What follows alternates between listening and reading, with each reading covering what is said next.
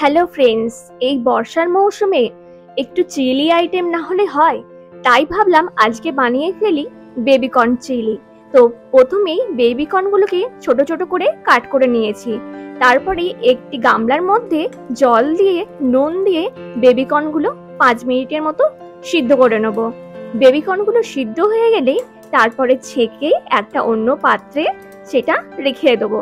তারপরে একটি বাটির মধ্যে 1 টিস্পুন কর্নফ্লাওয়ার, 1 টিস্পুন ময়দা, তার মধ্যে হাফ অল্প চামচ গোলমরিচের গুঁড়ো এবং লবণ দিয়ে ভালো করে একটি মিক্স বানিয়ে নেব।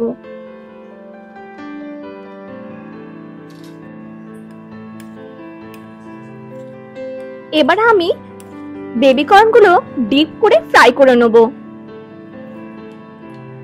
তাই জন্য একটি কড়াইয়ের মধ্যে তেল অ্যাড করব এবং ভালো করে বেবিকর্নগুলো ব্রাউন কালার করে ফ্রাই করে নেব। ফ্রাই হয়ে গেলে একটি অন্য পাত্রে ঢেলে রাখবো। ওই পাত্রের মধ্যেই সামান্য রসুন কুচি, সামান্য আদা কুচি, সামান্য লঙ্কা কুচি দিয়ে কিছুক্ষণের জন্য ফ্রাই করে নেব। তারপরে পাতলা পাতলা করে কেটে রাখা পেঁয়াজ, ক্যাপসিকাম, রেড বেল পেপার এবং ইয়েলো বেল পেপার দিয়ে ভালো করে কিছুক্ষণের জন্য ফ্রাই করে নেব।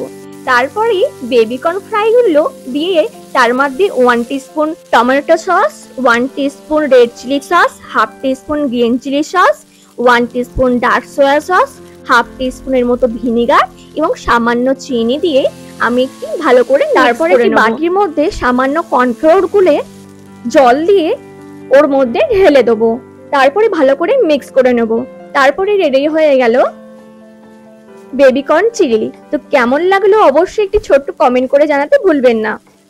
চ্যানেলটিকে লাইক এবং সাবস্ক্রাইব করতে একদম ভুলবেন না। Thanks for watching. Like, comment, subscribe my channel and bye by.